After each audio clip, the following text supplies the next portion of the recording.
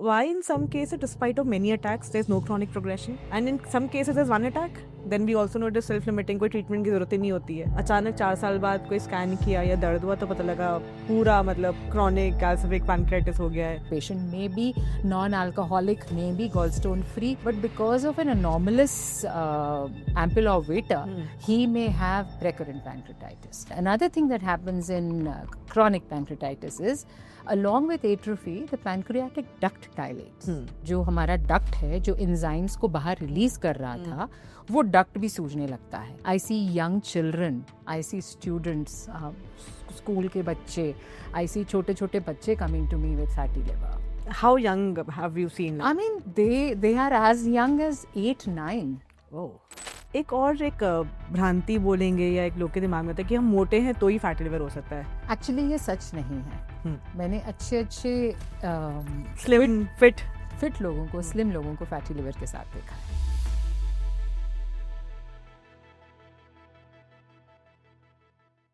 Hello.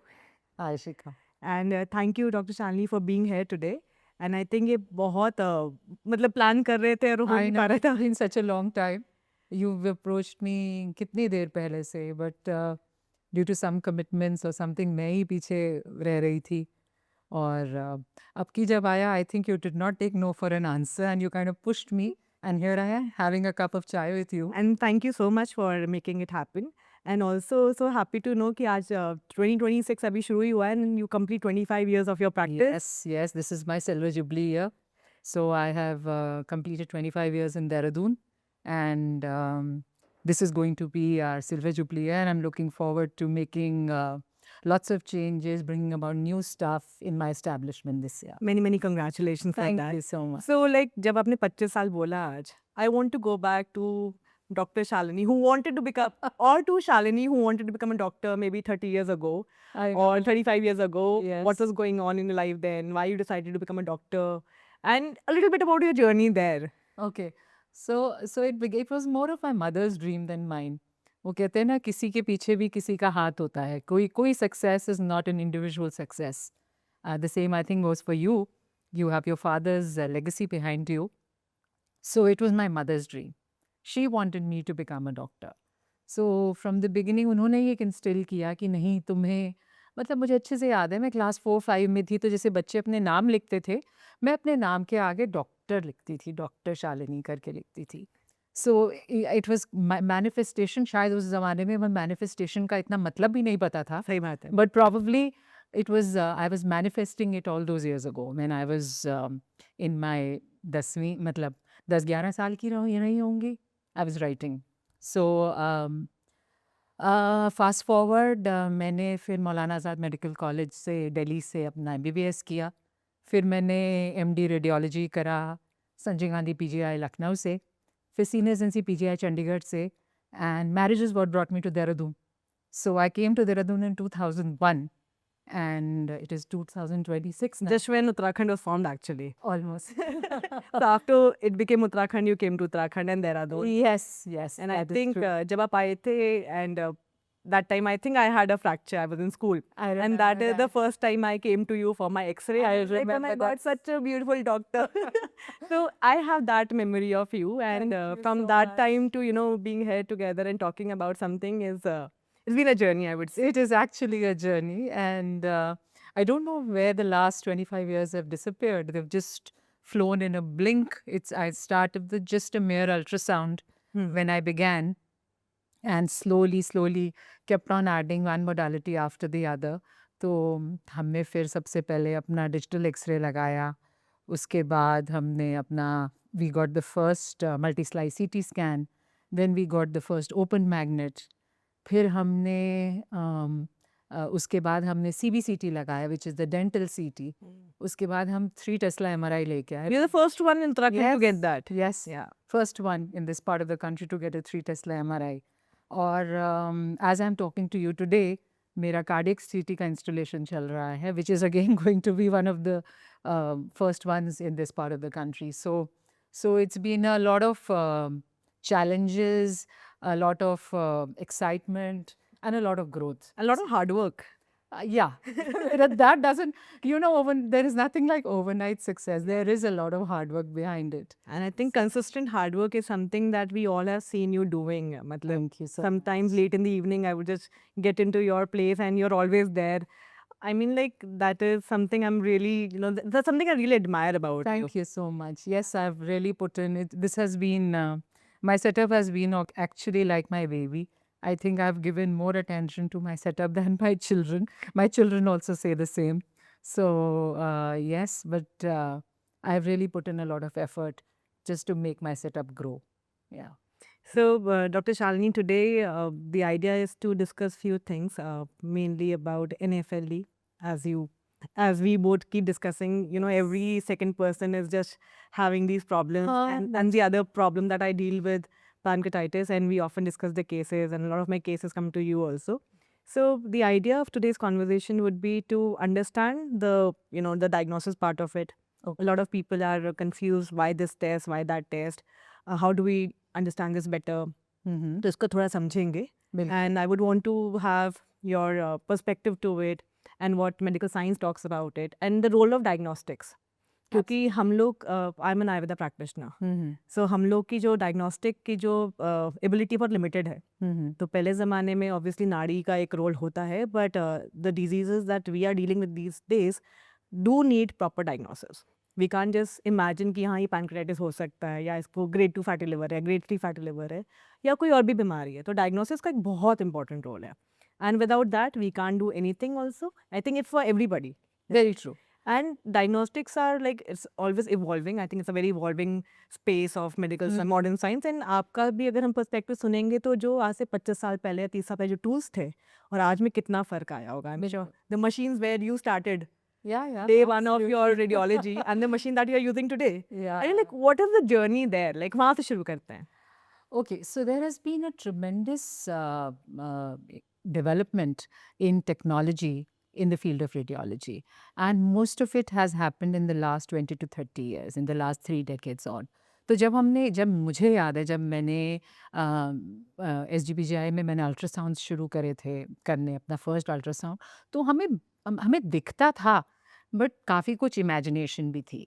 So as an we would see things, and the senior resident, मुझे अच्छे से याद है, वो दिखा रहे होते थे और हमें कुछ नहीं दिख रहा होता था. So then he would say, देखो देखो ये दिख रहा है, दिख रहा है. एंड वी वुड से, कहाँ दिख रहा है? बाहर आके हम आपस में एक दूसरे से बात करते थे एंड कहते थे, तुम्हें दिखा, तुम्हें दिखा. एंड वी वुड से, कुछ नहीं दिखा. तो कुछ तो कमी ये थी कि हम इतने हमें नहीं आता था. We were, our learning curve hadn't taken off, and कुछ मशीन्स में भी लैग था. So over this time, now with new technology, especially with AI-based integrated technology coming in, so we have there is a lot of advancement in the machinery. As a result, आज की date में हमें ultrasound पे हम बहुत information दे पाते हैं. So a good ultrasound which is done by a good radiologist will give you 80 to 90%. This is an estimate.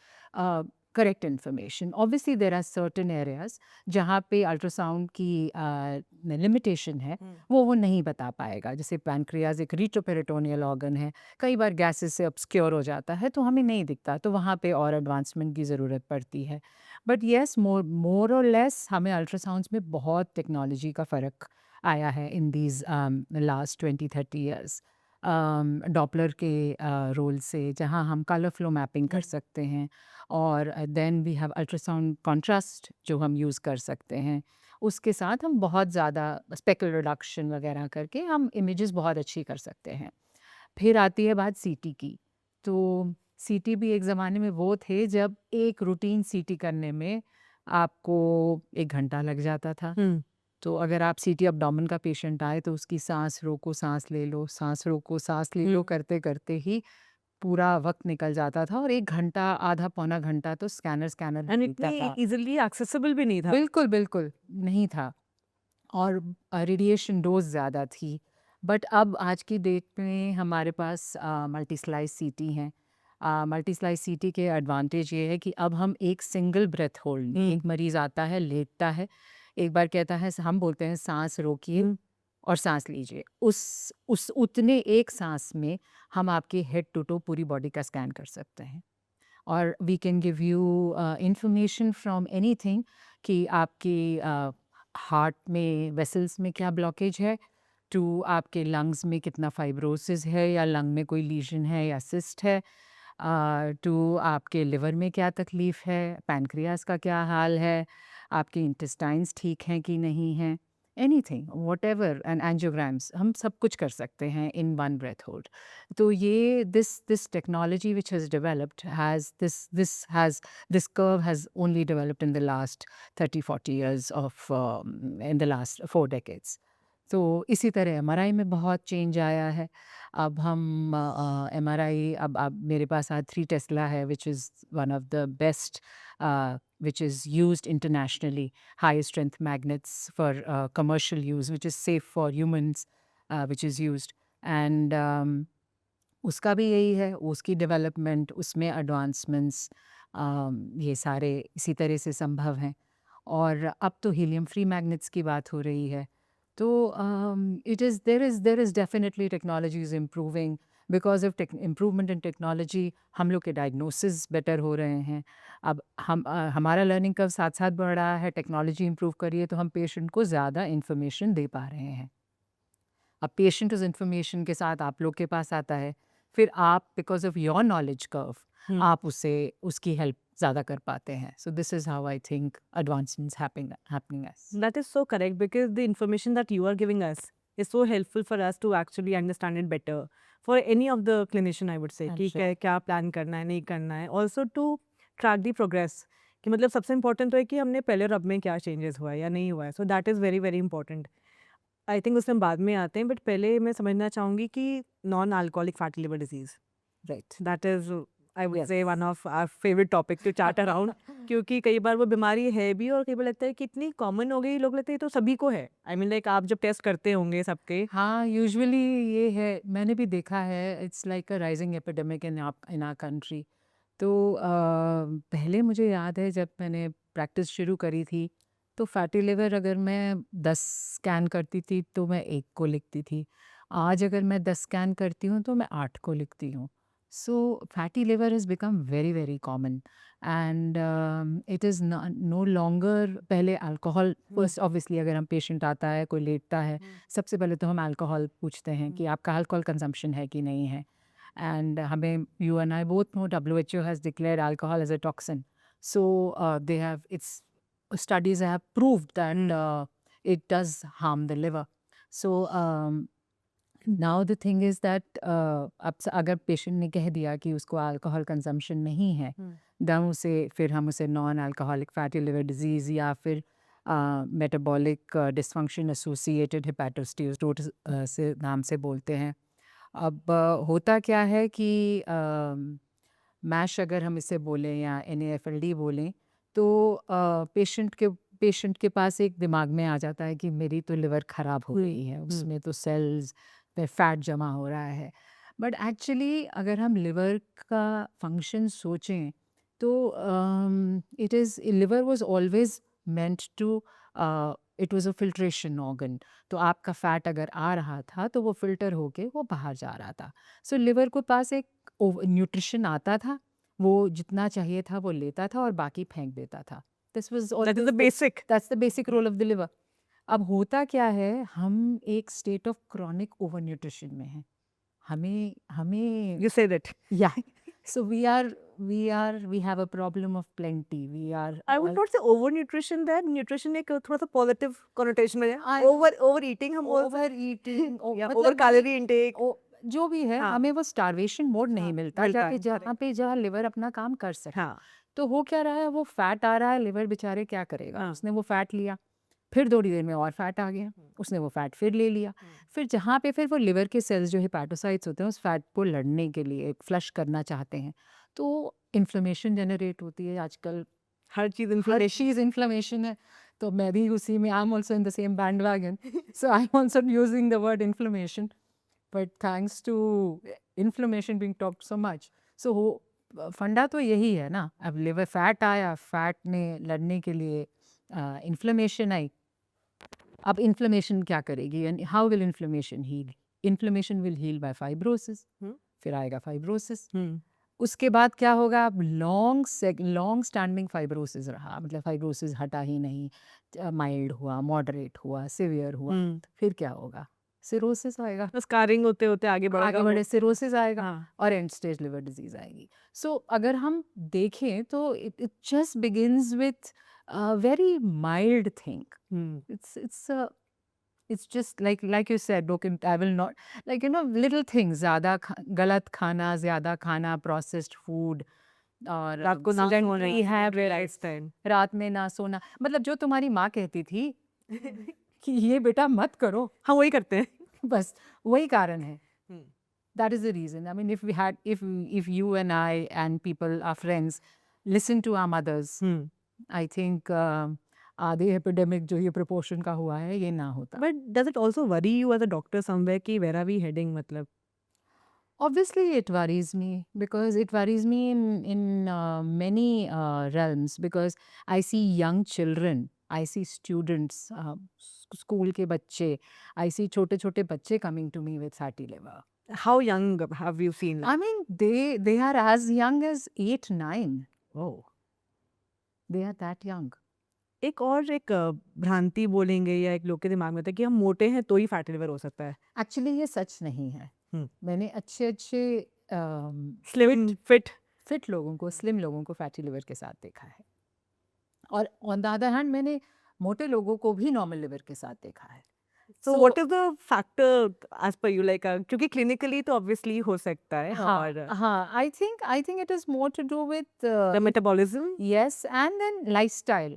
So you may be very fit, but say if you're not having your regular sleep pattern, or if you are still having exposure to smoking or alcohol or maybe other toxins, then you have a propensity. And then obviously there are certain things are gene mediated as well.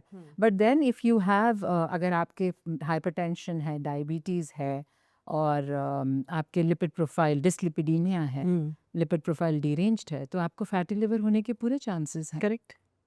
सो जैसे जब fibro scan, sorry, जब fatty liver का कोई case होता है या कई बार आपसे बात भी होती है तो आप कहते हैं चलिए एक फाइब्रो स्कैन कराना चाहिए इनका. तो फाइब्रो स्कैन से हमें क्या इन्फॉर्मेशन मिलती है? हाँ, सो अब हम अल्ट्रासाउंड में if you send a patient, और मैंने फैटी लिवर कहा, तो उसको हम यूजुअली ग्रेड करते थे. And how is that grading done? या हम उसे ग्रेड करते हैं इनटू ग्रेड 1, 2, 3. ग्रेड 1, 2, 3 इज हम basically liver, when we talk of ultrasound we talk of ecos, because हम sound waves, ultrasound, we are using sonic waves, sound waves, तो हम वो sound waves एक ट्रांसड्यूसर के थ्रू आपके शरीर में भेजते हैं और वो रिफ्लेक्ट होके आती हैं. So once those beams are reflected, because of the technology, an image is generated. And through that image, we interpret. As a radiologist, we interpret and we tell you, okay, this is the liver, this is the kidney, this is the spleen, this is the pancreas, that's the gallbladder. And so हम क्या कर रहे हैं, आपके ecos आ रही हैं, तो normally आपकी हम liver की ecogenicity को check करते हैं. In ultrasound, in fatty liver, in ultrasound, the liver becomes very bright. So it becomes increased ecos.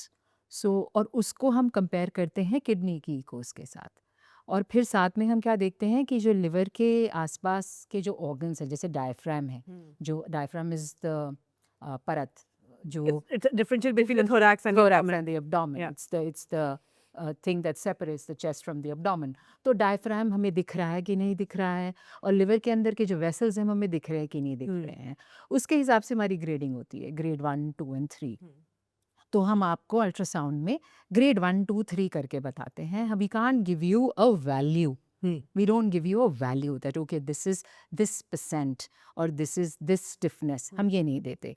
उसके बाद अब नेक्स्ट स्टेप आता है हमारे पास फाइब्रोस्कैन या इलास्टोग्राफी. इलास्टोग्राफी हम अल्ट्रासाउंड में करते हैं, उसमें हम अगेन उसी तरीके से आपको एक करवट, आप खाली बैठाएंगे 4 घंटा, आपको एक करवट से लेटाएंगे और आपके लिवर के 2 लोब्स में, राइट लोब में हम ट्रांसड्यूसर की इस तरह से ही बीम डालेंगे और 10 रीडिंग्स लेते हैं. So it's a summation of those 10 readings, and where we give you an assessment, it's a summation and we give you an assessment of the stiffness of the liver. So we tell you how stiff your liver is. So that's an indicator for fibrosis. The same thing happens with FibroScan. In FibroScan, it's a different machine altogether, where again, this principle is the same, and they check and they give you an analysis as to the fibrosis of the liver. अब ये तो आई ultrasound से। अब इसके बाद हमारे पास next modality आती है सीटी। लेकिन सीटी से भी हम फैटी लिवर बता सकते हैं। आप कितनी बार आप रूटीन से But that is not like the first choice for a fatty liver. No no that is an incidental find. मतलब कुछ और हम देख रहे हैं तब जी हमें बिल्कुल discover कर बिल्कुल। लिया। आप आए किसी स्कैन के लिए तो हमने देखा कि जी लिवर की अटेनुएशन, इसमें हम HU वैल्यू से अटेनुएशन से बात करते हैं सीटी में, तो हम देखेंगे कि लिवर की अटेनुएशन और स्प्लीन की अटेनुएशन में कितना फ़र्क है। और लिवर अल्ट्रासाउंड में किडनी से कंपेयर करेंगे, सिटी में इसमें स्प्लीन से Okay. करेंगे। हाँ, तो हम देखते हैं कितना फ़र्क है और फिर हम आपको बताते हैं कि आपकी लिवर फैटी है। और इसमें there is a proper way by which we can हम ROI मतलब हम सर्कल्स ड्रॉ करते हैं लिवर में, और हम सर्कल्स ड्रॉ करते हैं स्प्लीन में, और हम उसका एक रेशियो लेते हैं, समेशन 10 सर्कल स्प्लीन में 10 सर्कल लिवर में, और हम आपको रेशियो लेके देते हैं and we can give you an absolute value that your liver has this much fat in it. लेकिन अब ये था सीटी, पर सीटी रेडिएशन है और सीटी थोड़ा महंगा है। तो अब ओवर द इयर्स क्या हुआ है, अब उन्होंने अब जैसे internationally there has been a lot of awakening for non alcoholic fatty liver disease. So जब किसी चीज़ के बारे में ज़्यादा जागरूकता होती है तो everybody kind of jumps on to it and says कि चलो हम भी कुछ करते हैं। करेक्ट। तो इस हिसाब से MRI वाले भी जाग गए। तो उन्होंने क्या किया, they have found a thing which is called the PD fat fraction. इसमें 2 इकोज़ ये डालते हैं और इसमें हम लिवर का फैट निकाल के देते हैं, and currently they say this is the gold standard. Okay. So इस एक टेक्नोलॉजी है, उससे ये हम लोग कर रहे हैं। लिवर डोनर्स में हम करते हैं। ओके। अगर पेशेंट किसी को before the transplant yes before the transplant, this is the only thing which is to be done. This is one of the things which is to be done. If you have to map out the fatty liver of a liver donor, then this is what they do it. अच्छा, मतलब healthy liver को देखने के लिए जो जी बिल्कुल। अच्छा, अगर आप मतलब अगर आप किसी को लिवर डोनेट कर रहे हैं तो liver has to be healthy, right? So short of putting in an actual biopsy and taking the tissue out, और ये नॉन इन्वेजिव है, और आप इसमें एक रूटीन MRI की तरह है। आप फास्टिंग आएंगे और 15 मिनट की जांच है, और हम आपको बाकायदा बताएंगे कि आपके लिवर में 5% फैट है या 4% फैट है या 19% फैट। कई बार मैंने ऐसा भी देखा है, कोई डोनर है, मैच भी कर रहा है, तो बोलेंगे पहले you should take care of your health, because the donor also you should be in a good health, yes है ना? मतलब तब नॉट जस्ट, तो हाँ, आप कितनी बार देखिए, in fact I remember there was an advertisement a couple of years ago where this woman has to donate a liver to her husband and she decides to lose weight. तो ये रोज सुबह walk पे जाती है। एक story थी। हाँ, कुछ था correct, इस मेरे को याद तरह आ से। रहा है। हाँ जी। हाँ, कुछ था। So the point is you have to be in a certain weight, you आपका हैव BMI इतना होना चाहिए, हाँ, आपके तो पैरामीटर्स, तो ऑब्वियसली दिस इज बिकॉज जो आप लिवर डोनेट कर रहे हैं वो भी तो हेल्दी होना चाहिए।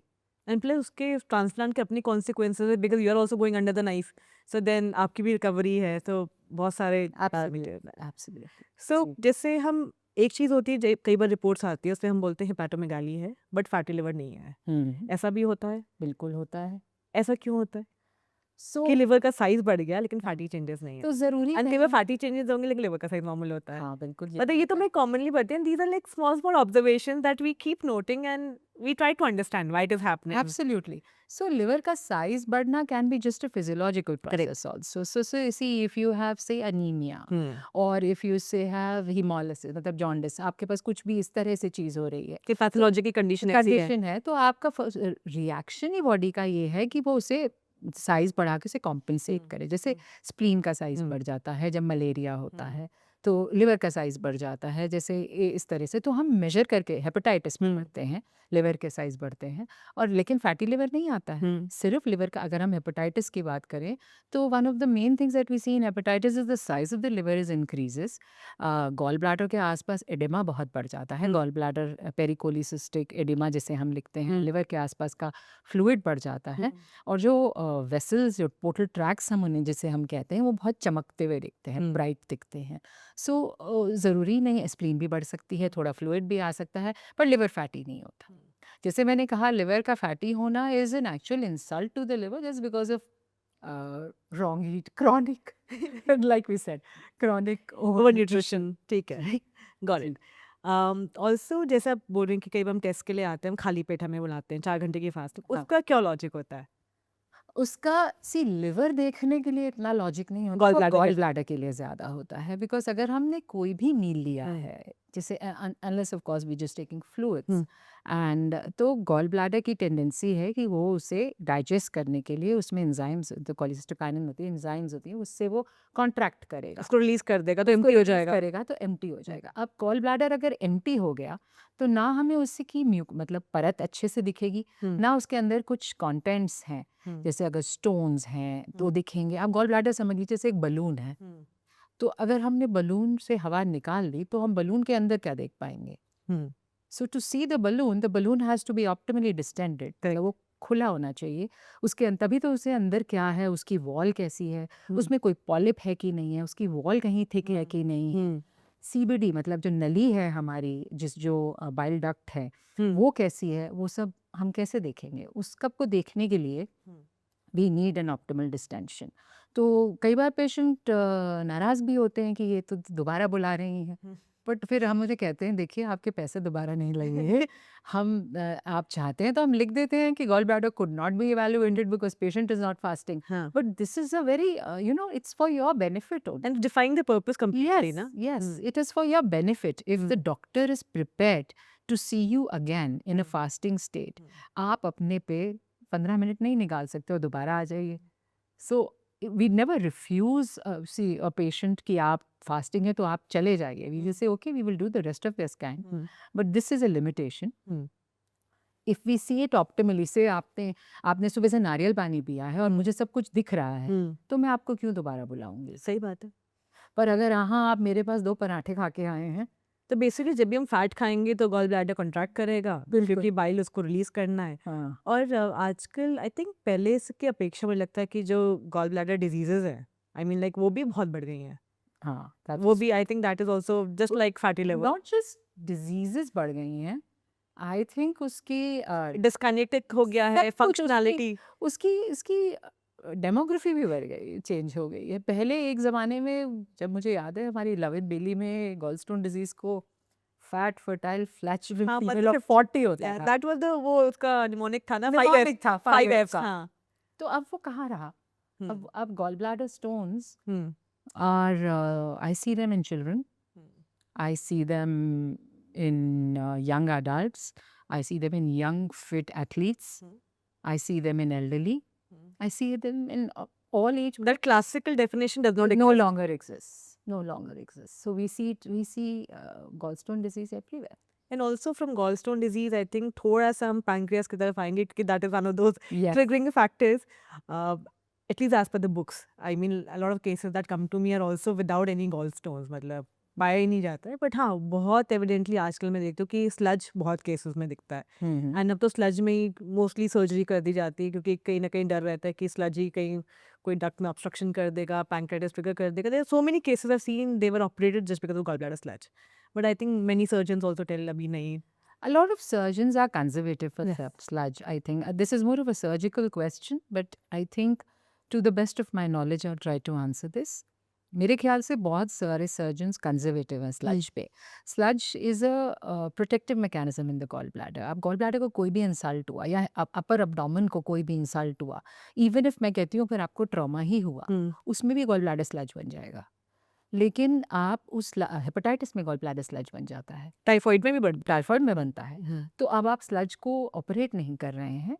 हम भी अगर मुझे भी अल्ट्रासाउंड पे गॉल ब्लैडर स्लज मिलता है, जिसको मैं रिपोर्ट भी कितनी बार करती हूँ, तो मैं हमेशा अपनी रिपोर्ट में लिख देती हूँ review ultrasound after 1 month in fasting state. और मैं पेशेंट को भी आराम से समझा देती हूँ कि इसको दोबारा दिखवा लो 1 महीने बाद, जब तुम बिल्कुल अच्छे हो जाओ। Then is the point, then we see whether the sludge persists, वो 1 महीने बाद भी है कि नहीं है, उसकी फिर मैनेजमेंट स्लज प्रोटोकॉल। की भी कुछ क्लासिफिकेशंस होती है ना कि अलग अलग उसका मतलब स्लज तो एक बार तो कहीं वो फ्री फ्लोटिंग सा होता है कि आपने पेशेंट को राइट घुमाया तो पूरा का पूरा गॉल ब्लैडर का स्लज राइट को चला गया, आपने पेशेंट को लेफ्ट घुमाया वो लेफ्ट को चला गया, तो इस तरह से फ्री स्लज हुआ।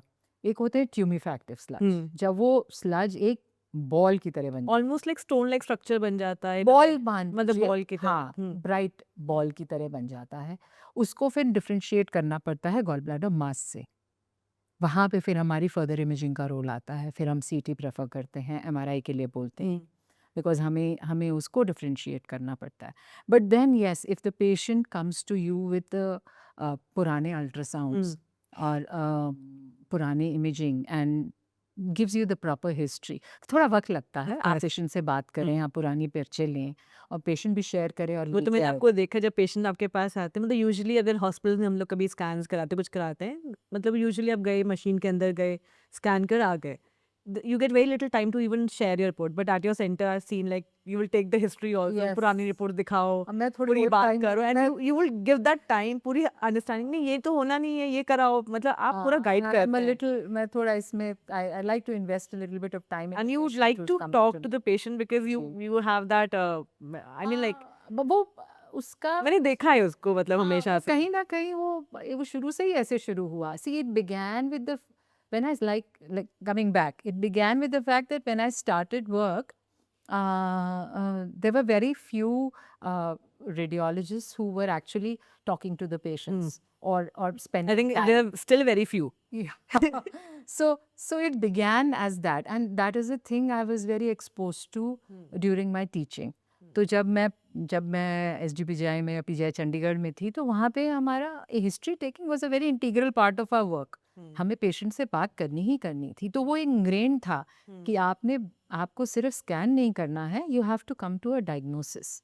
आप सिर्फ स्लज लेके लिख के नहीं भेजेंगे, आप पेशेंट से बाकायदा पूछेंगे कि क्या हुआ, ये स्लज क्यों बना, अभी क्या चल रहा है, आप उसकी ब्लड रिपोर्ट देखिए and just do a little bit extra.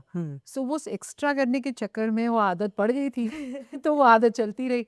So thankfully I still maintain that and I like to when I am I think that's your very strong differentiator also. I think so, I think so. So patients को भी लगता है कि अगर मैं कभी जल्दी में हूँ और मैं कह दूँ कि ओ डॉक्टर साहब इस बार तो आपने वो पुरानी रिपोर्ट देखी नहीं, मैं कहना इतने ले आके सो तो वो फिर उनको भी पता है कि अब मैं पुराना स्कैन देखूंगी ही करेंगे। तो पुरानी रिपोर्ट से याद आया कि कई बार होता है ना कि आप पुरानी रिपोर्ट मांगते हैं, हमेशा होता है, जैसे पहले मेरे को याद है कि वो बोलते हैं डॉक्टर को यार कुछ मत बता, वो चाह बिल्कुल बिल्कुल, ये तो बहुत होता है। मतलब एक अलग अलग वो थे मेरे MD का एग्जाम आज तक लिया जा रहा है, बहुत पेशेंट्स आते हैं और कहते कुछ नहीं बताना है, हाँ आप डॉक्टर को गेस करने दो कि क्या हुआ है। बिल्कुल, ये तो एंड होता है। मेरे साथ भी ऐसा होता है कि अगर मेरे को रिपोर्ट्स उनसे मांगनी है पुरानी, मैं अक्सर कंपैरिजन के लिए आपसे बोलती हूँ कि प्री ट्रीटमेंट पोस्ट ट्रीटमेंट क्या है, तो उनको लगता है क्यों भेजनी है, मैं कहा हाउ डू वी कंपेयर कि व्हाट इज हैपेंड, नहीं वो तो पुरानी रिपोर्ट लिख कर दे देंगे, मतलब आई नो कॉमनली लोग बोल देते हैं, मतलब see one is may be there a practice like that, I don't no.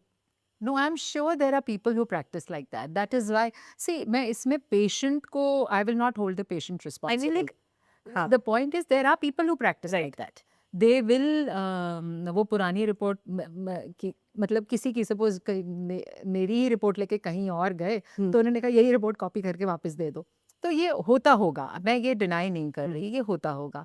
पर पॉइंट ये है, अगर मैं पेशेंट के पर्सपेक्टिव से देखूं तो उसको लगेगा कि मैं क्यों दोबारा कराऊं जी, मेरा तो यही रिपोर्ट आपने कॉपी करके दे दी। हाँ. पर कहीं ना कहीं उसका फिर यहीं पे एज आता है जहाँ हम पेशेंट को समझाएं कि आपका पहले आपका स्लज था, अब आपका स्लज नहीं है। तो अगर आप मैं एक छोटा सा एग्जांपल देती हूँ, जैसे अगर पेशेंट का मैंने आज नॉर्मल रिपोर्ट दे दी, बाहर जाएगा, वापस आएंगे और दिखाएंगे जी इसमें स्लज था, तो फिर मैं कहूँगी देखो भैया तुम्हारा स्लज ठीक हो गया है, हाँ. तभी तो मैंने लिखा था इसको फॉलो अप कराना आफ्टर 1 हाँ, मंथ। हाँ. तो अगर तुम मुझे पहले बता देते तो मैं तुम्हें ऑन टेबल दिखा भी देती कि स्लज नहीं है, हाँ. बट अब तुम आ गए, अब चलो फिर लेटर में तुम्हें दिखा देती हूँ कि करेक्ट, स्लज नहीं है। सो it is a benefit to the patient as well. कि पुरानी रिपोर्ट हमेशा साथ लेकर बिल्कुल। जाएं, डॉक्टर से डिस्कस करें। बिल्कुल उनको करनी So चाहिए, it- अच्छे से फाइल करना चाहिए and they should get back to the doctor with this. So, like in radiology or any other medical records, I think history has a very big role to play. It does. जैसे हम लोग भी बहुत long term follow-ups रखते हैं, like जो case पापा के पास 40 साल पहले ही भी आया होगा, उसकी फाइल आज तक है, तब क्या रिपोर्ट थी, और अभी भी हमें लॉन्ग टर्म देखना है कि कितने साल तक रिमिशन में या बीमारी में कोई प्रोग्रेशन नहीं हुआ, तो that is where we can actually justify ना कि मान लो 20 साल पहले इलाज बंद हुआ और आज भी सेम है, तो यानी बीमारी कहीं ना कहीं स्टेबल है आपकी। तो सिमिलरली जब आपके पास भी केसेस आते हैं, मतलब they are okay like keeping the records with themselves, and do you educate them कि जैसे कई लोग होते हैं सिटी स्कैन कराया, बीमारी ठीक हुई, जला के फेंक दिया, मेरे पास बहुत केसेस आते हैं फिर, हाँ मतलब आप भी देखते होंगे कि बिल्कुल, ये But- मैं प्रेगनेंसीज में बहुत देखती हूँ। It's a little unrelated, but हाँ, अगर आपके किसी के फर्स्ट प्रेगनेंसी में कोई अनोमली निकली तो वो उसके रिकॉर्ड जला देते हैं, हम्म, और फिर वो सेकंड प्रेगनेंसी में आते हैं, उनके पास कोई रिकॉर्ड नहीं होते। और कितनी अनोमलीज ऐसी होती हैं जो जेनेटिक होती हैं, तो मतलब पहले में हुई हैं तो दूसरे में हो सकती हैं। अब उससे हम पूछते रहते हैं कि पुराना स्कैन दिखा दो, कहते हम तो जला दिया, वो तो हमें हमारे में रखना ठीक नहीं मानते। मैंने कहा एक फ़ोटो ही खींच लेते उसकी रिपोर्ट की, कम से कम कुछ तो रख लेते।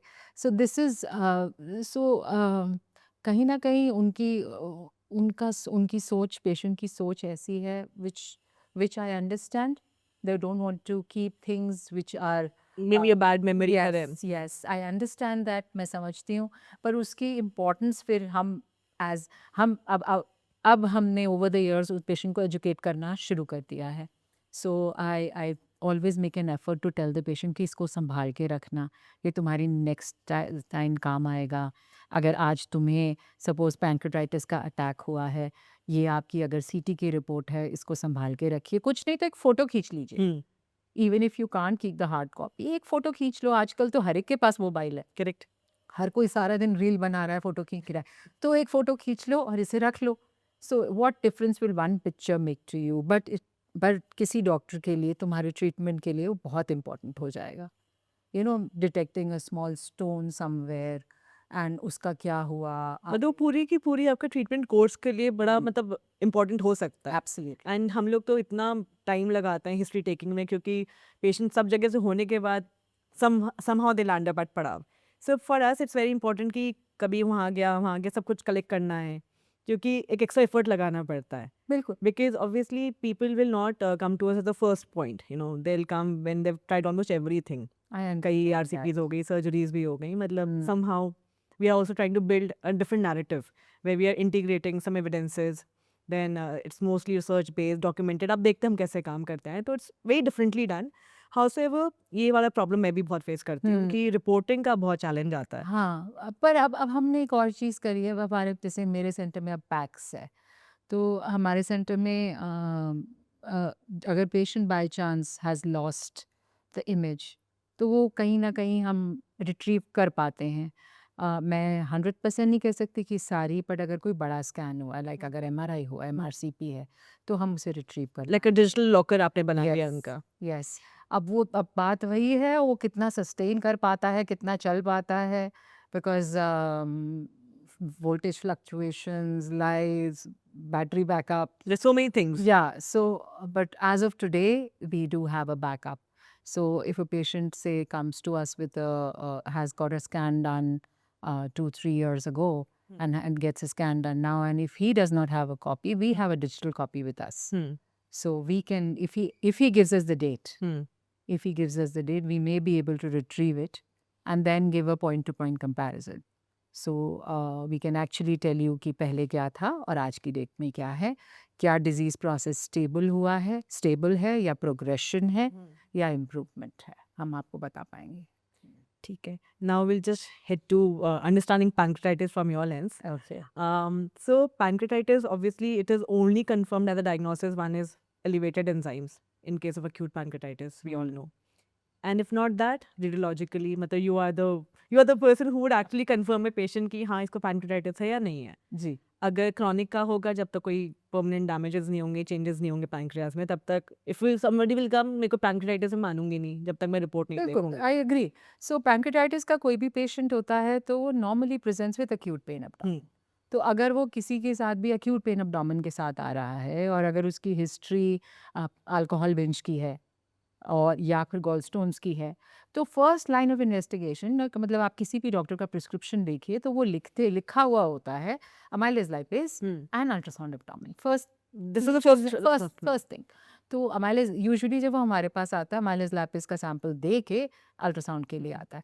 तो when the patient comes for ultrasound, acute बड़ी क्लासिक प्रेजेंटेशन होती है, अक्यूट पेन हो रही होती है, बैक में जा रही तो होती है, उसने पेन में आप अल्ट्रासाउंड कैसे कर रहे होते हैं, मतलब वो भी एक चैलेंज है आपके लिए? चैलेंज है, हाँ, बिल्कुल है, पर अब वो आदत हो गई है। अब बिकॉज वो तो लेट भी नहीं पाते हैं उस वक्त, हाँ, सो नहीं, how do you manage it, मतलब it's it's a there's a challenge, tech- but there's a then you rise technique. up to it and you do it. So if you keep applying your brain to it कि अब मैं इसे कैसे करूँगी तो कभी नहीं होगा. लेट और करो. बस करो.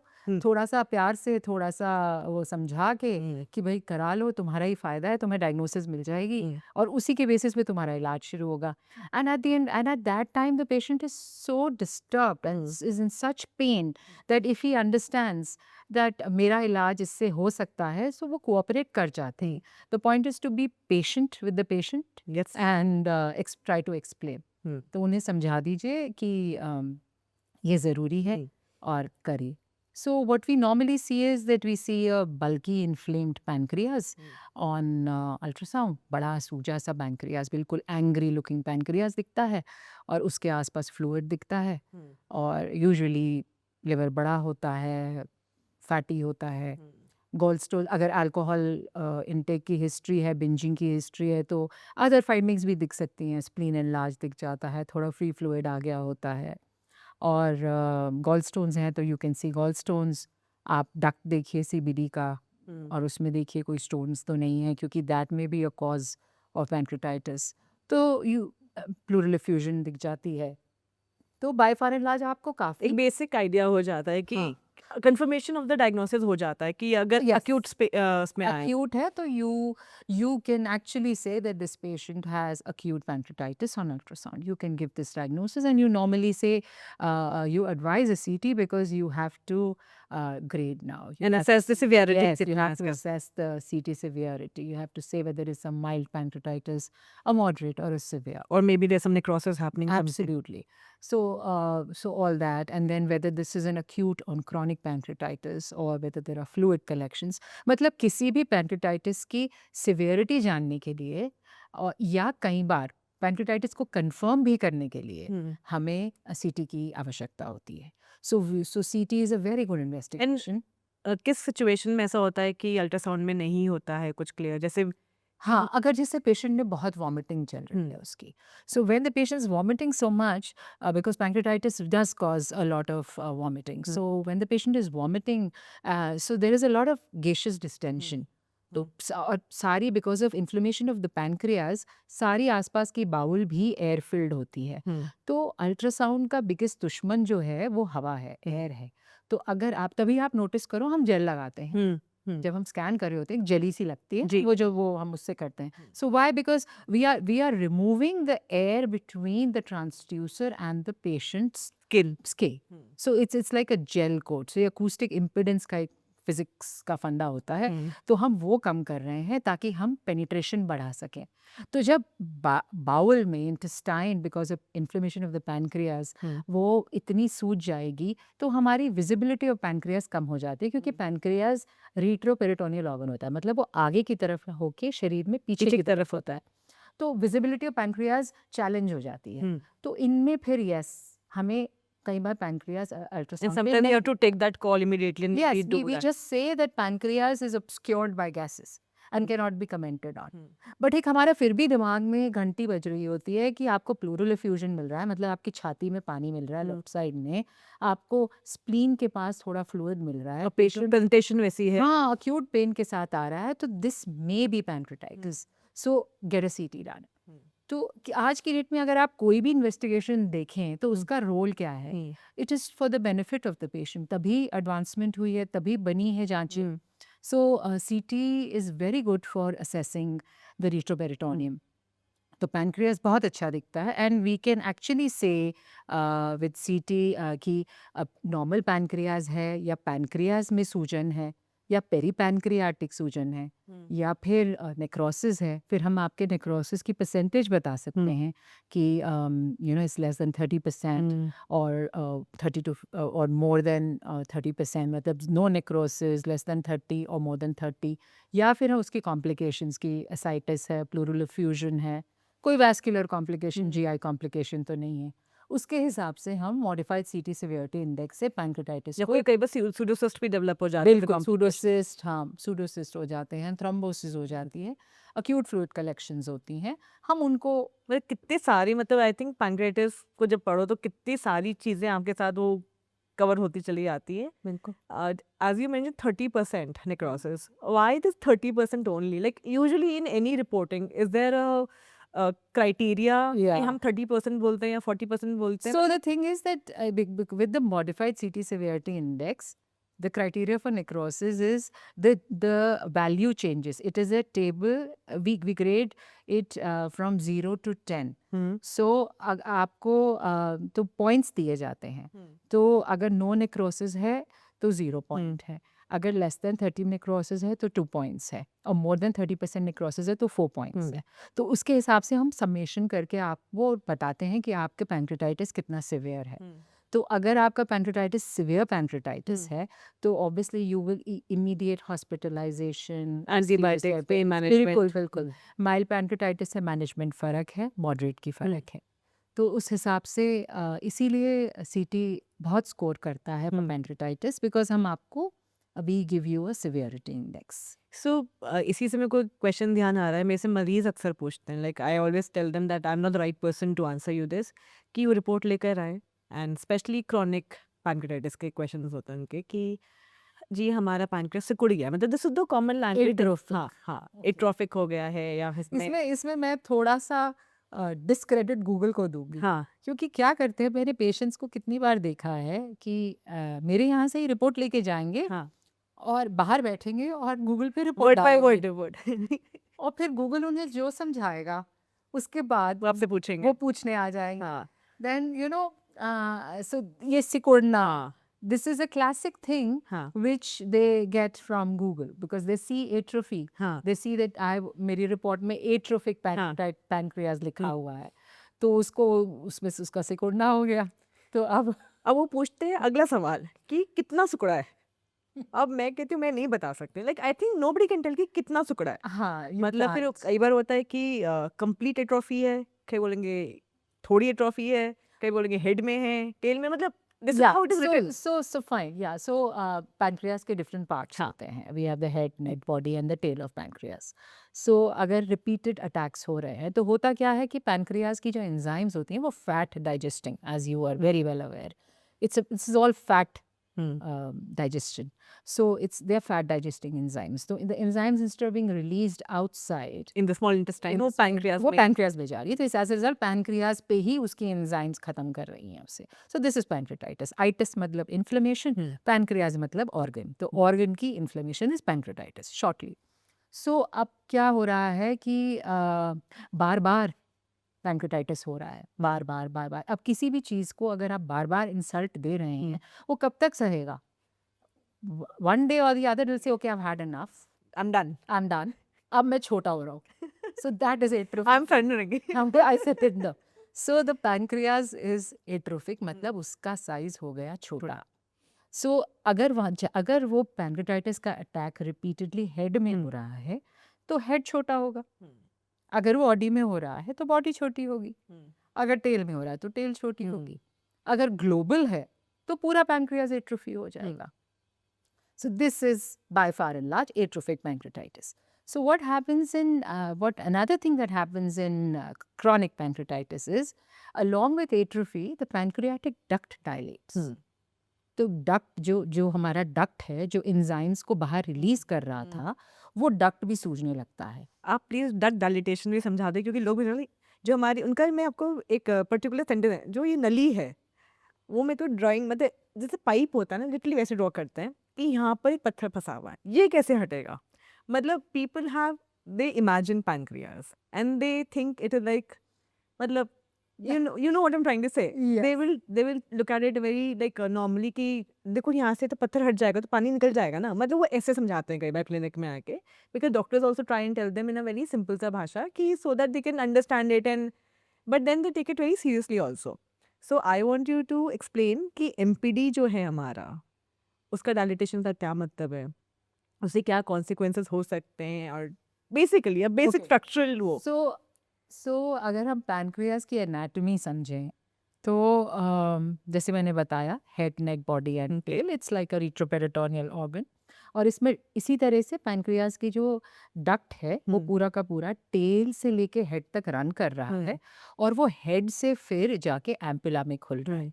तो होता क्या है, जो एम्पुला में जब जो एम्पुला वेटर हमारा होता है वो कॉमन बाइल डक्ट के साथ जॉइन करके वो डिओडनम के सेकंड पार्ट में खुलता है, जो हमारी स्मॉल इंटेस्टाइन का ऊपरी हिस्सा है डिओडनम। तो अब इसकी जो दोनों की जो डक्ट्स की यूनियन है, ये इसकी एक एनाटमी होती है, ये या वी शेप होती है या वाई शेप होती है, ये हमें एमआरसीपी में पता चलती है। एंड ये वेरिएशन भी पैंक्रेटाइटिस का कारण कई बार बन सकती है। पेशेंट में be non alcoholic, he may be gallstone free, but because of an anomalous ampulla of Veta, he may have recurrent pancreatitis. So, which is different from pancreativism. which is absolutely Yeah. different from divism. So अब हो क्या रहा है कि अब ये duct, अब आप एक डक्ट को ड्रेनेज पाइप की तरह समझिए, बिल्कुल पेशेंट जो कह रहे हैं सही कह रहे हैं, it's a drainage pipe. Pipe. अब पर ये ड्रेनेज पाइप क्या ड्रेन कर रहा है, ये एंजाइम्स ड्रेन कर रहा है। तो एंजाइम्स को जब हम कोई फैटी मील खाते हैं तो वो एंजाइम्स इससे ड्रेन होके आ रही हैं और ये आपके फैट को डाइजेस्ट कर रही हैं। This is what it is doing. Correct. सो अब किसी भी ऑब्स्ट्रक्शन की वजह से कहीं पे भी ये डक्ट किसी वजह से रुक गया, चाहे वो पैंक्रेटाइटिस की वजह से ही सूज गया या फिर कोई स्टोन आया हुआ है, पैंक्रियाटिक स्टोन, कैलकुलस फंसा हुआ है, उसी की वजह से रुक गया। तो क्योंकि ये डक्ट रुक गया है तो जो डिस्टल, जो पीछे का डक्ट होगा वो ऑटोमेटिकली आप समझिए सूजेगा, बिकॉज आगे की रुकावट हो गई तो पीछे वाला तो बलून करेगा ही, वो सूजेगा। अब वो क्योंकि वो सूज रहा है उसके साइड ब्रांचेस भी सूजते हैं, अब वो इन्फ्लेमेशन बढ़ाते हैं, तो वो क्रॉनिक पैंक्रेटाइटिस की मैनिफेस्टेशन है। मतलब वो बिल्कुल क्रॉनिसिटी की तरफ जाता है। Dilated main pancreatic duct, dilated cystic dilatation of the side branches, atrophic pancreas, pancreatic parenchymal calcification, मतलब पैंक्रियाज के पैरेनकाइमा परसे में कैल्सिफिकेशन, पैंक्रियाटिक डक्टल कैल्कुलाई, ये सारे मैनिफेस्टेशन क्रॉनिक पैंक्रेटाइटिस के हैं। और है क्या, ये सारे के सारे प्री डिस्पोजिंग फैक्टर्स हैं टू अक्यूट पैंक्रेटाइटिस। तो आप कितनी बार हमारी रिपोर्टें पढ़ेंगे जिसको हम लिखेंगे अक्यूट ऑन क्रॉनिक पैंक्रेटाइटिस, वो यही है। जब तो मतलब बैकग्राउंड ये है, उसके वजह से acute flare up है। उससे वजह से बार बार आप आज चले गए, आज आपने कहा चलो आज मैं बटर चिकन और बटर नान खा के आते हैं, तो फिर होगा ही होगा। और इसी से एक चीज़ आती है, जैसे अभी I had a consultation like आपसे भी मिलने से पहले, सो उसको 13 अटैक्स आए थे, like 13 attacks in 9 years, non alcoholic, non smoker, no gall stone, no genetic history, IT person from Lucknow. And मैंने कहा इतने अटैक्स आए, कुछ कोई क्रॉनिक चेंजेस ही नहीं है मैम, अभी तक अक्यूट वाला हूँ मैं। और उसने पूरी बार, मतलब आई don't no he here it, but उसने बोला मैं बाबा व्रत कर लेता हूँ। मतलब ही लाइक मैं बस फास्टिंग नहीं बोला, तो मैं बाबा व्रत कर रहा हूँ, मेरा अभी तक मैंने अक्यूट में मेंटेन करा हुआ है। हाँ, तो बात तो वही आ गई ना जैसे शुरू हुए थे हम, कि हमने ओवर ईटिंग नहीं करें। तो that is one of the treatments for pancreatitis, कि आप खाना बंद कर दें। जैसे हम लोग बोलते हैं लेमन हनी वाटर पे हम उनको रिकमेंड करते हैं, दैट इज मतलब लिक्विड फ्लूइड्स पे। But then why in some cases despite of many attacks there is no chronic progression, and in some cases there is one attack, then we also know it is self limiting, कोई treatment की जरूरत ही नहीं होती है। अचानक 4 साल बाद कोई स्कैन किया या दर्द हुआ तो पता लगा पूरा मतलब क्रॉनिक कैल्सिफिक पैंक्रेटाइटिस हो गया है। मतलब वो क्यों होता है? कई बार हो सकता है बीच के कुछ सब क्लिनिकल अटैक्स हुए हों, जो अच्छा। डॉक्यूमेंट ही ना हुए, या उनको पता ही नहीं कि गैस उनको हो रही है, पता ही ब्लोटिंग हो रही है, हाँ, इग्नोर कर रहे आपको हैं। सब क्लिनिकल, जैसे मैंने बोला ना, वो आपको पता ही नहीं है। अ lot of patients have a lot of patience also, तो वो अपने आप वो सहनशीलता से आप ना काफ़ी क्रॉनिसिटी झेल भी जाते हैं, specially alcoholics I have seen. Alcoholics इतनी आसानी से अल्ट्रासाउंड कराने आते नहीं हैं। कि पता है कुछ तो खराब होगा। हाँ, ये मेरा खुद का एक है कि और उनसे कभी पूछो कि आप अल्कोहल लेते हैं तो कहेंगे नहीं, नहीं। क्योंकि उन्होंने 10 दिन पहले छोड़ी होती हम्म। है। और फिर पूछो कि कितने साल पी तो कहते हैं 22 साल, हाँ, और कब छोड़ी? अभी छोड़ी। 10 दिन। हाँ। सो उसको नहीं गिना जाता है। If you are not drinking an alcohol and taking alcohol for 10 days, you they consider themselves अब non as alcoholic. non-alcoholics because they haven't drunk I for know, 10 I days. get to see this often. So a lot of subclinical pancreatitis would be happening in such patients, which probably was not documented. They were not aware of it, or they just took it in passing. But हम लोग का अभी database लगभग 2500 मरीजों का हो गया है, एंड 66% वो लोग थे जिन्होंने कभी अल्कोहल पी ही नहीं। हाँ, मतलब वो भी आप देखते होंगे कि बिल्कुल, आजकल बिल्कुल। छोटे बच्चों में पैंक्रेटाइटिस बहुत होने बहुत लगा है। बहुत फिर उसमें फिर हमारे anomalous pancreas, division, ductal problems, then obesity, तो मेटाबॉलिक प्रॉब्लम, बहुत बहुत बहुत सारी वो सब लाइफस्टाइल, स्ट्रेस, हाँ, ये सारे फैक्टर। उसमें हेरिडिटरी पैंक्रेटाइटिस आता है, फिर इम्यूनोग्लोबुलिन रिलेटेड ऑटोइम्यून पैंक्रेटाइटिस जो है। पैंक्रेटाइटिस जो होता है। तो ऑटोइम्यून पैंक्रेटाइटिस भी क्या हम लाइक report MRCP से? Yes, हम CT और MRCP दोनों पे बता सकते हैं. We always give a possibility And that then go. these imaging findings are consistent with autoimmune pancreatitis. Please, further imaging is So what is the differentiating factor there जो autoimmune का हमें पता लग सकता है? ऑटोइम्यून पैंक्रेटाइटिस की जो presentation जो मतलब सीटी पिक्चर होती है बड़ी क्लासिकल दिखती है.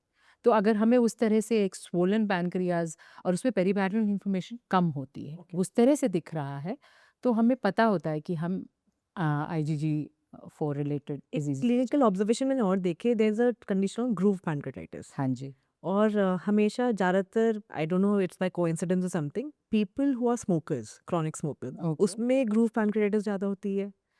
I am not aware of the this is association with something- groove pancreatitis and and smoking. smoking, but I am definitely aware कि smoking per se is a risk factor for pancreatitis. हाँ लेकिन अच्छा पर मुझे groove के साथ इसकी isolated अच्छा मैंने ऐसा कई बार ऑब्जर्व किया है, तो I just Maybe. Thought maybe. Maybe but not I have not I don't know. And they say groove is one of the most groove is very common. we see it basically groove pancreatitis क्या हुआ, जो पैनक्रियाटिको डिओडनल groove है, हाँ मतलब एक cleft है, जैसे जो हेड ऑफ पैनक्रियाज और डिओडनम के बीच का जो स्पेस है उसे ग्रूव कहते हैं. तो वहाँ पे अगर सूजन इन्फ्लेमेशन आ रही है तो उसे ग्रूव पैंक्रेटाइटिस बोलते हैं. ये थोड़े से मुश्किल होती है अल्ट्रासाउंड पे पिकअप करनी, लेकिन ये MRCP में बहुत अच्छी दिखती है. हम मैंने खुद अपने में देख अपने मेरा अपना है कि I have diagnosed a lot more groove pancreatitis since I'm doing MRCP. So earlier I was just reporting them as pancreatitis. Now with groove pancreatitis my reports are more specific क्योंकि मैं MRCP कर रही हूँ. MRCP जैसे मैंने पहले बताया, it's a very good investigation. Pancreas के लिए बहुत अच्छी है. I think the hallmarks. बहुत अच्छी, बहुत अच्छी. आपको पूरी बिलियरी एनाटॉमी, आपको gall bladder, intrahepatic bile ducts, काफी नॉन इन्वेजिव बट एब्सोल्युटली बिल्कुल आपके मतलब आपके नाक में कोई नली नहीं जाएगी, आपको कोई नहीं छुएगा. आप सिर्फ जाके एक शांतिपूर्वक एक मशीन में लेटेंगे, आपको 3-4 बार सांस रुकवाने को बोला जाएगा. It's like an open MRI machine. आजकल ओपन से ज्यादा these are all wide bore MRIs. So no there is claustrophobic no नहीं है. claustrophobia. So with the current scanner that we have, it's a wide bore MRI. तो मुझे मतलब मैंने 150 kilo के वजन का भी मरीज आराम से उसमें करा के गया है. तो ऐसा कुछ नहीं है. मुझे पता है वो पेशेंट, मुझे अच्छे से ध्यान है, यहाँ का नहीं है, देहरादून का नहीं है, बाहर से आए थे, जगह जगह से भटके हुए बेचारे. फाइनली somebody told कि मेरे यहाँ जाइए और वहाँ करा लीजिए, वहाँ हो जाएगा. So I remember he refused to pay at the counter. He said पहले आप मुझे लिटाओ, अगर कर पाओगे तभी पैसे. अगर मैं मशीन में फिट होता हूँ तो. हाँ तो वो एंड वो उनका हो गया. So he was very very grateful because we not only did it, we gave him a diagnosis and he went with a good report. So he said मैं आप then he later he told me कि मैं पता आपको विश्वास नहीं होगा मैं कहाँ कहाँ से लौटाया गया हूँ because people could not do my scan. Actually correct. पहले तो मेरे को लगता है कितने बच्चों को अगर MRI बोलते थे और MRCP इतना इजीली नहीं होता था तो लोग नहीं करा पाते, डर लगता था. लेकिन अब बहुत कम रिफ्यूजल्स होते हैं कि अब हाँ नहीं होते. अब आराम से लोग करा लेते हैं. हाँ एक दो ही हैं. जैसे अगर आपको कोई मेटालिक इम्प्लांट है तो आप हम ये ऑलवेज अ क्वेश्चन है जो हम आपसे भरवाते हैं. उसमें एक होता है that's like a pre consent form in a way. उसमें होता है कि आपके मेटालिक इम्प्लांट तो नहीं है या आपका पेसमेकर तो नहीं है. पेसमेकर हम कभी आपको मशीन में नहीं डालेंगे बिकॉज वो मैग्नेटिक रेजोनेंस इमेजिंग की वजह से, जो मैग्नेटाइजेशन की वजह से आपका पेसमेकर डिफ़ॉल्ट हो सकता है. तो उसका भी एक तरीका है, ऐसा नहीं कि उसमें मना कर देते हैं. उसका एक तरीका है that we ask you to contact your pacemaker person. हम उसे कहते हैं कि आप उसे सेंटर में बुलाइए हमारे. एक प्लान्ड इलेक्टिव तरीके से होता है. वो पेसमेकर ऑफ करता है, आपका स्कैन होता है, आप बाहर आते हैं, वो आपका पेसमेकर ऑन कर देता है और आप चले जाते हैं. तो MRI हो जाता है, but we will not take you with a working pacemaker inside the MRI. This is such a good information. A lot of people who are scared because these are the kind of information that it is not available anywhere. Yes. क्योंकि So मतलब बहुत practical. it is doable. हाँ. The fact is that you have to do it. You have to make an effort to do it. What I have seen is a lot of times people just refuse upright कि नहीं ये तो नहीं हो सकता जी, ये तो सब. इसको MRI कराना है, इसको कोई और कंडीशन होगी, इसे कराना ही है ना. हाँ, फिर तो कराना ही है. तो it's not that नहीं हो सकता. There are ways to do it. And इस तरह से हम कर लेते हैं. इवन सर्जिकल इम्प्लांट्स, जैसे आपके ऑर्थोपेडिक इम्प्लांट पड़ा हुआ है, आपकी टाइटेनियम प्लेट पड़ी हुई है, कोई रॉड्स हैं कुछ? रॉड हैं, तो हो जाते हैं। You need to tell us up front. Braces के साथ भी प्रॉब्लम होती है? ब्रेसेस के साथ अगर आपका ब्रेन का एमआरआई है, हम्म, तो अगर स्पेशली अगर हमें पैरानेजल साइनसेस या ऑर्बिट्स देखने हैं, हम्म, उसके साथ प्रॉब्लम हो सकती है, बिकॉज वो ब्रेसेस के साथ करने में प्रॉब्लम नहीं है, हम्म, वो ब्रेसेस के साथ जो आर्टिफैक्ट आएगा वो इमेज को खराब करता है, ओके, तो वो मेरी इंटरप्रिटेशन खराब हो जाएगी। सो देन वी से if it's in the braces in the upper jaw and आप मुझे चाहते हो कि मैं आपके ऑर्बिट्स देख लूँ, वो थोड़ा टफ है। लेकिन अगर ब्रेस लोअर जॉ में है और आप मुझसे ऑर्बिट दिखवा रहे हो, मैं there's no कर problem, there's no मैं problem. कर दूंगी। Okay. So again, coming back to where we were MRCP, Yeah. then everything. In some cases, I often see कि आप जब MRI कर रहे हैं, MRCP कर रहे हैं, तो CT स्कैन का एक स्लाइस आप या बीच में करते हैं. Why is that done? मतलब See, MRI is all these modalities have their own limitations and have their own pros and cons. So CT का मैक्सिमम प्रो जो सबसे बड़ा फायदा है कि वो कैल्सिफिकेशन बहुत अच्छे से पिकअप करता है। तो MRI में कई बार कैल्सिफिकेशन मिस हो सकती है, या कैल्सिफिकेशन में लुक सिमिलर टू ब्लीड। तो अब हमें दोनों को डिफरेंशिएट करना है, क्योंकि हमें पेशेंट को तो you as a clinician want me to tell you कि कैल्सिफिकेशन कहाँ है या नहीं है? है या नहीं है, और है तो कितनी है। Hmm, so then if I tell the patient कि अब आप जी आपने MR करा लिया, अब आप CT पूरा कराइए, it's a little unfair. Hmm, तो हम क्या करते हैं उसी सिटिंग में, hmm, with no extra cost to the patient, we say कि एक स्लाइस हम आपके CT का ले लेते हैं, हम्म, उसमें हमें कैल्सिफिकेशन पता चल जाएगी, हम्म, और we'll give that on on CT scan done at the same sitting. Hmm, We found calcification at this area. Hmm. That's it. यही करते हैं हम, और हम पेशेंट को बता के करते हैं। It's an inform thing that we do. So and Patients are generally very happy with it. या क्योंकि उनको लगता है अरे इन्होंने अच्छे से देखा है, मतलब that is how they come back to you because Yes, they have a yes. Story to tell, उनको दे एक्साइटेड कि हाँ हाँ, अच्छे से हुआ है, सब कुछ उनको देखा लगा है. अच्छे से देखा, और मुझे भी लगता है कि अब आप when I am seeing it I can't not give you information hmm, when I have an index of suspicion. अगर मेरे दिमाग में है कि ये कैल्सिफिकेशन है, तो मैं आपको ये इंफॉर्मेशन विथहोल्ड नहीं कर सकती। So I will do an extra bit and do it. तो ये एक लग्जरी है, क्योंकि मेरा अपना है, तो मैं कहीं भी मुझे किसी से पूछना तो है नहीं। तो मैंने उठा के पेशेंट का अप्रूवल लिया, आपको MRI से निकाल के एक CT स्कैन का सेक्शन ले लिया with no additional cost to the patient, and कोई कॉन्ट्रास्ट नहीं देना, कुछ नहीं देना, and we give you information, and information, this kind of information is very beneficial for management. Does it also happen कि कोई किसी और प्रॉब्लम के लिए आया है, क्लिनिकली बिल्कुल स्टेबल है, रैंडम चेकअप के, तब भी आप पैनक्रेटाइटिस जैसी बीमारियों को स्क्रीनिंग में पकड़ लेते हैं, अरे रैंडमली पाया गया है? Does that happen? एक्यूट तो नहीं ऑफ कोर्स पकड़ते, एक्यूट तो नहीं होगा, हाँ, लेकिन but chronic yes. And people are unaware. हाँ, सब clinical attacks, old infections, people are unaware. So acute तो कभी नहीं होगा, बट हाँ क्रॉनिक पैंक्रेटाइटिस 1-2 बार पकड़े गए हैं। We do So one fear document. that patients also have is because also the literature says कि pancreatitis is one of those predisposing factors for cancer of the pancreas. Not in every case, but it is. It It is a contributing factor. And also chronic pancreatitis अपने में progressive है, और कई बार वो life span को कम करती है because malnourishment होता है, अर्ली डायबिटीज होती है, एक्सट्रीम वेट true. लॉस, सेटोरिया. मतलब it will not kill you directly, but eventually मतलब if it is not controlled, मतलब pain is not the only marker there, मतलब there would be other things also ना, कितना lean emaciated सा इंसान हो जाता है. तो बहुत That is actually true. I mean, it's been documented हाँ. enough that chronic pancreatitis has a risk of malignancy. It's a predisposing factor. I think 3 to 5% chances हैं, if I'm not mistaken, for cancer developing in chronic pancreatitis. और diabetes का भी incidence बहुत high हो जाता है। Untreated non manage chronic pancreatitis definitely pancreas के endocrine function को भी अफेक्ट करेगा, and it will lead to and diabetes despite and of consuming enzymes, taking care, still you see it is progressing at times. it will. I see that often. It will. See, आप it's see the point is now that is where the comparative reports help.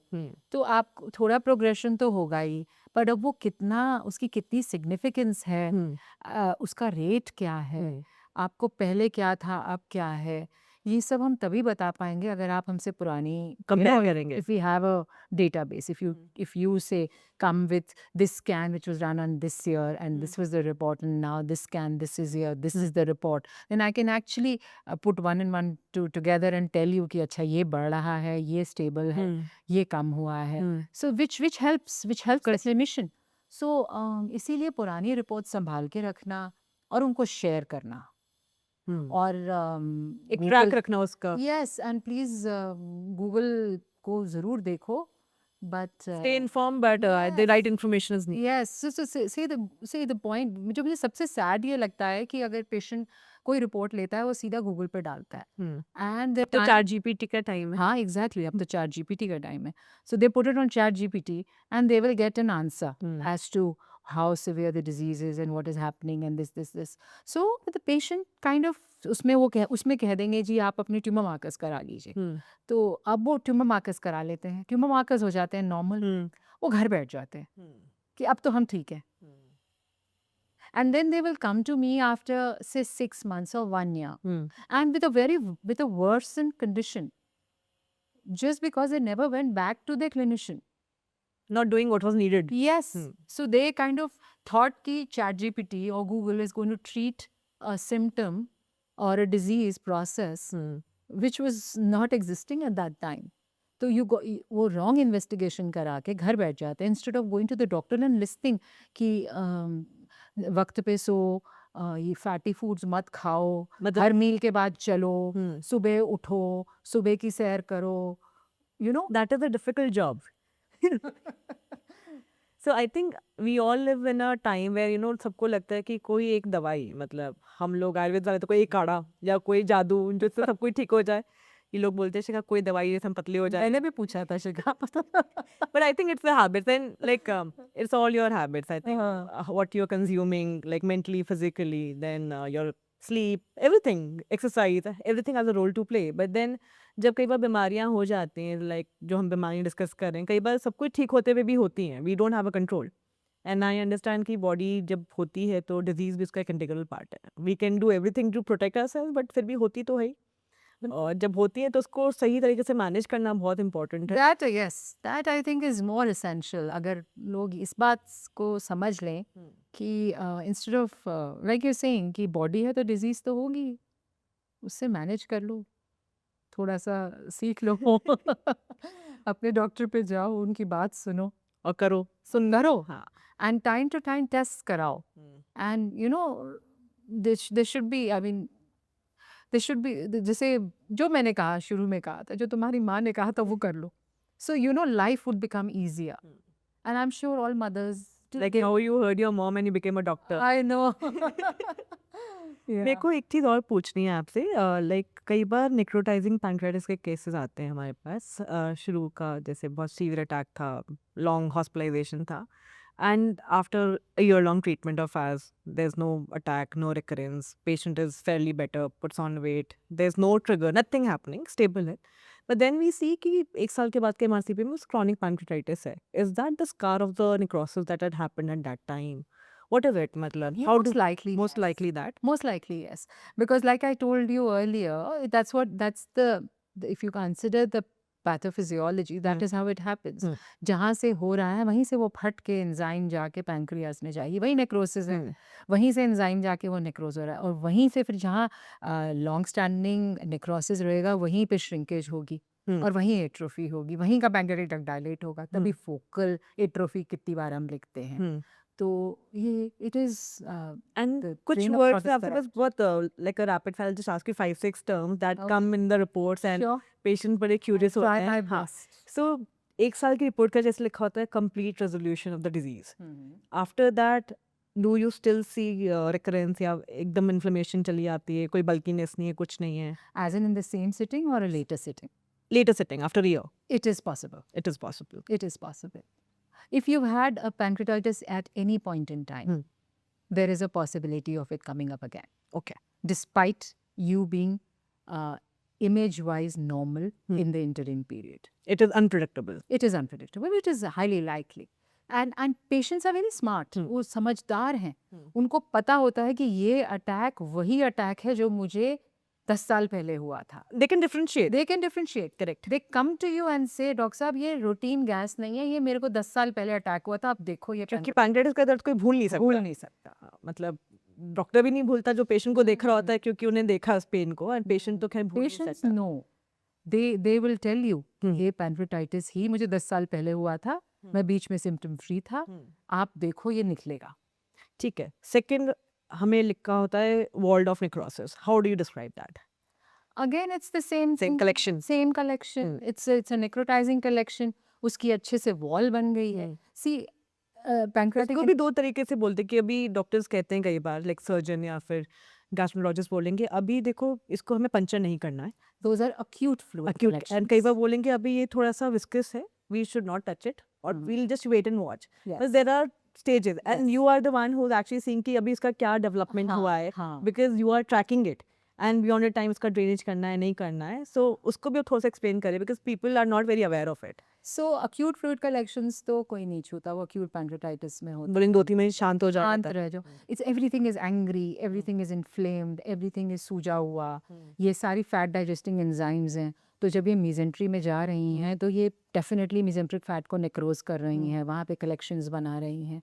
तो अभी हम उसे कुछ नहीं छुएंगे, हम उसको शांत होने की वेट करेंगे. So always waiting is an option. Waiting is a good option. Hmm. But like I said, this should be an informed waiting. This should come from the clinician. It should not be a prerogative of the patient. Let your doctor tell you कि अभी हम इस पे wait करेंगे. We will wait. So waiting is a good option there. We wait and then we follow up. We follow up with an ultrasound or a CT.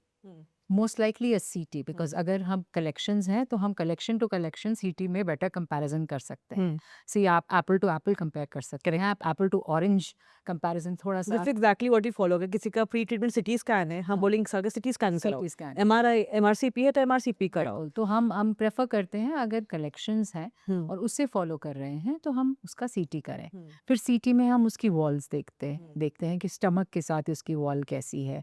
कई बार अगर वो stomach के साथ वॉल है तो वो कई बार सिस्टोगैस्ट्रोस्टमी होती है, मतलब वो सिस्ट को ही वो स्टमक में ओपन कर देते हैं, तो वो आपको बाहर से पंचर ना करके उस स्टमक में ही खुल जाती है और वो वहीं से ड्रेन हो जाती है, तो पेशेंट अंदर ही अंदर ठीक हो जाता है. तो इस तरह से होता है. So we tell you, we tell the surgeon an approach also. It's not just for telling you what kind of a collection it is. We tell you कि इसकी approach क्या है. And what is the better way to go for Yes, किस तरह से निकालनी है. पहली बात है कि नहीं है, है तो कितनी बड़ी है, कैसी है, उसके कंटेंट्स कैसे हैं, उसकी वॉल कैसी है, उसको करना क्या है और क्या एक्सेस है उसको निकालने का, हम वो इन्फॉर्मेशन भी देते हैं. और कितनी बार हम फ्लूइड्स खुद निकालते हैं. We do diagnostic taps, therapeutic taps. कई बार सर्जन लोग नहीं निकाल पाते हैं, हमें गाइडेंस में करना पड़ता. We do it. ओके, हम करते हैं. ठीक है. किसी किसी केस में पेशेंट्स ERCPs कराते हैं कई बार. That is also one form of treatment, क्योंकि किसी का डायलिटेशन है या कुछ प्रॉब्लम तो करते हैं. कई बार केसेस में ऐसे देखती हूँ कि 2-2 साल तक उन्होंने स्टेंट रिमूव ही नहीं कराया है, कहते हैं हम गए ही नहीं. उसकी क्या कॉम्प्लिकेशन आपको लगता है कि इसकी हो सकती है? Because it's there, it's a foreign body. अभी की बात है ये, इनफैक्ट लास्ट वीक की बात है.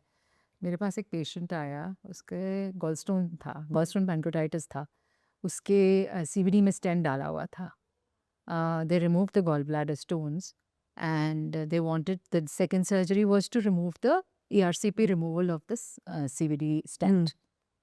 अब वो बेचारा आया अल्ट्रासाउंड कराने, अल्ट्रासाउंड में CVD स्टेंट ना दिखे. फिर मैंने कहा भैया नहीं दिख रहा. अब तुम, I sent the patient back, I said you talk to your gastroenterologist and मुझे तो दिख नहीं रहा है, अब क्या तुम निकलवाओगे जब दिख ही नहीं रहा है. So I wrote an MRCP, you get an MRCP done, let's try to see the biliary anatomy better. तो MRCP कराया तो MRCP में भी स्टेंट नहीं है. So probably it was a slip stent. वो निकल ही अपने गया, आप ही फ्लश आउट. अपने आप ही निकल गया. So now this is one spectrum to it.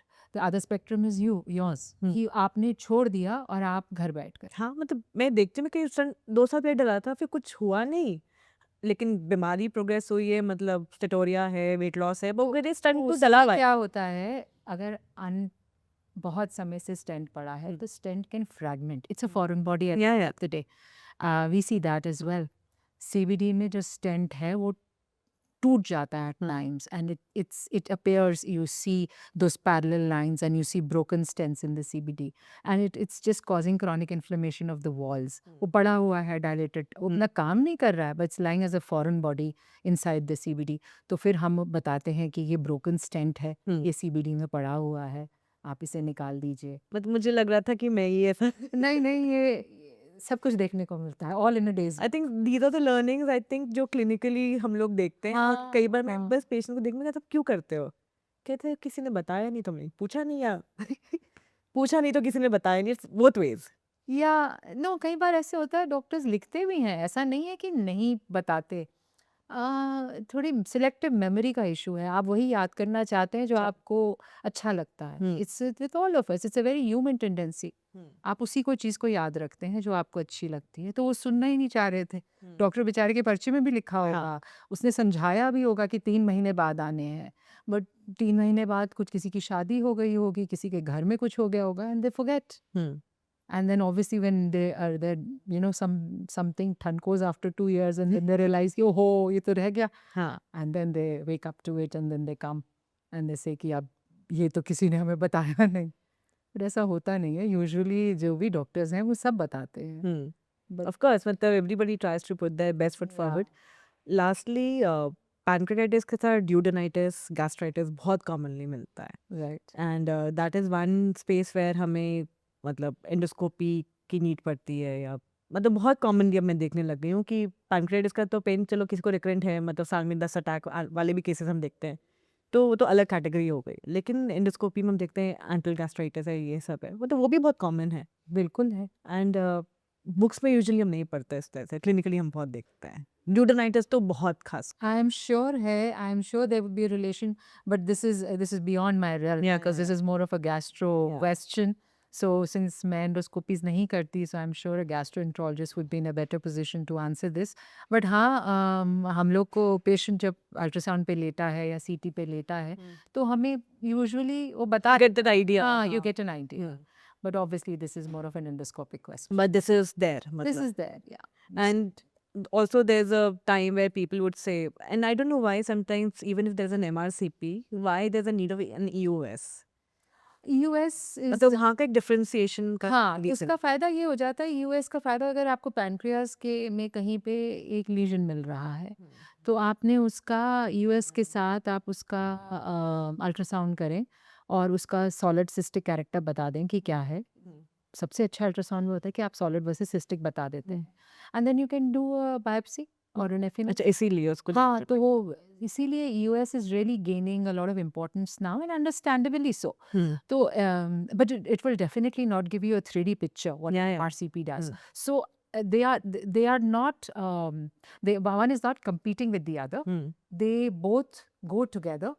मतलब Or both are like helping each yes, other. they are So helping. what I also do is if I see a EOS as a confirmatory test for pancreatitis, I definitely ask them to do a MRCP or a CT scan so that I get a larger picture of it. So US ka, I think more role is for masses. Masses. If we are dealing with Lesion. pancreatic malignancy or if we are dealing with the mass, ICMN. हाँ, उसमें US का role ज़्यादा है। अगर आप पर से pancreatitis की बात, बाइल डक्ट एनाटमी की बात कर रहे हैं, पैंक्रियाटिक डक्ट एनाटमी की बात कर रहे हैं, पैंक्रेटाइटिस के सीक्वली की बात कर रहे हैं, MRCP definitely scores. Yeah. And then MRCP is non-invasive. Yeah. आपके अंदर कुछ नहीं जा रहा, आपके मुंह के अंदर कोई नली नहीं जा रही है, आप आराम से लेटे हैं, आपको कोई छू नहीं रहा आप लेटे हैं, मशीन अपना काम करके आपको बाहर कर रही है। So, कोई डाई नहीं जा रही है, कुछ नहीं Yeah. जा रहा है। कॉन्ट्रास्ट जाता जाता है, है। कॉन्ट्रास्ट तब जाता है जब हमें इंडेक्स ऑफ सस्पिशन होता है मेलिग्नेंसी Malignancy का। अगर देर आर टाइम्स वेर हम कॉनिक पैंक्रेटाइटिस को मेलिग्नेंसी से नहीं डिफरेंशिएट कर पाते, तब हमें कॉन्ट्रास्ट देना पड़ता है। एंड उसका भी लोग के अंदर एक फियर होता है कि ये लेना चाहिए, नहीं लेना चाहिए। हाँ, मतलब it's also lot of Yes. You need to educate people and you need to. हाँ। You need to. We do. Yeah. We do. There are times patients are hesitant. Then we do spend sometime counseling. There are times when patients feel that हम पूछ के आएंगे. We say of course पूछ के आइए. So there is no pressure, but it helps in diagnosis. So आपका ही फायदा है अगर आपको रेडियोलॉजिस्ट कह रहा है कि आप कॉन्ट्रास्ट कराइए। it is for your good. I think this is a topic I can keep asking you I know, endless it's questions. right up your street. Every time I'm thinking something, किसी और की file दिमाग में खुल रही है, उसके case में ऐसा था, ये भी पूछ लेती हूँ, वो भी पूछ लेती हूँ, because you never get to spend this Yeah. much of time with a radiologist of your stature, and it's नहीं, so much of so learning, nice. so much of learning. मेरे लिए भी अच्छा है. I've been a little beyond my regular work, and sharing a cup of tea with you over a chat. वो It's तो good ठंडी for हो गई. फिर पी लेंगे. लेकिन आई थिंक बहुत मजा आया, and there was so much to learn. I think जो क्वेश्चंस मैंने लिखे थे शायद वो सारे कवर नहीं किए, बट जो जो मेरे पास नेचुरली फ्लो में था मैंने चलो वो ज़्यादा कवर अच्छा है. किया, और बहुत मजा आया. I hope I was of help to you and your listeners. And I think be it pancreatitis or any other disease, you should be one should be very informed about it. The diagnosis, the options, the lifestyle, treatment, everything. People Very should be right. aware. Yeah. Yeah. Thank you. Oh, it's a pleasure. Thank you so much, and hope to see you again soon.